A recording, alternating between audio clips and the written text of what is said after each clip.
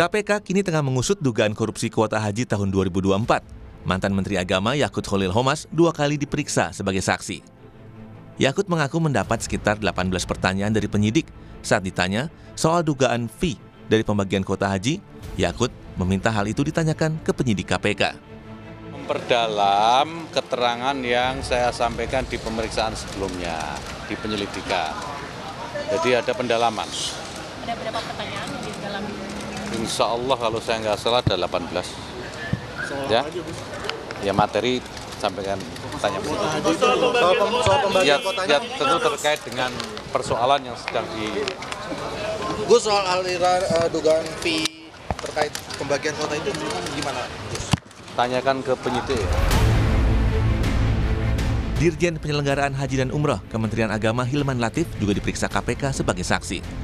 Usai pemeriksaan, Hilman memaparkan kepada penyidik tentang aturan yang melandasi proses penyelenggaraan haji, termasuk pembagian kuota haji tambahan.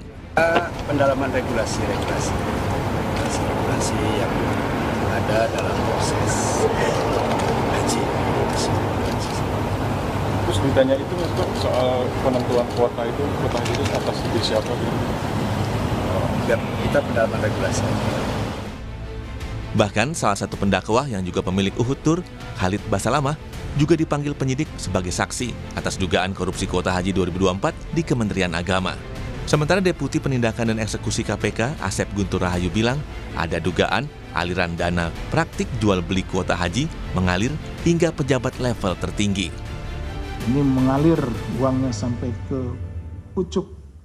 Namanya pucuk ini kalau di direktorat ya ujungnya kan direktur gitu ya. Kalau di kedeputian ujungnya ya deputi gitu. Terus begitu kan. Nah, gitu seperti itu. Ya. Kalau di kementerian ya ujungnya ya menteri. Kalau kementerian kan begitu.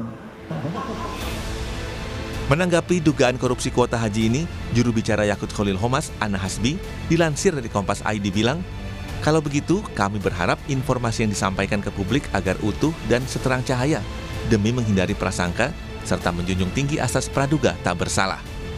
Dan kini pemerintah resmi membentuk Kementerian Haji dan Umroh di bawah pimpinan Irfan Yusuf dan Dhanil Anzar Simanjuntak.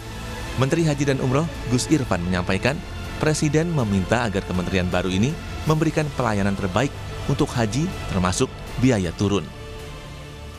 Beliau menyampaikan apapun yang perlu lakukan untuk memberikan pelayanan terbaik pada jamaah haji kita. Apa yang disampaikan oleh Pak Presiden, penugasan kepada kami sebagai Menteri Haji dan Wakil Menteri Haji untuk Bang Dhanil merupakan amanah dan tanggung jawab yang berat.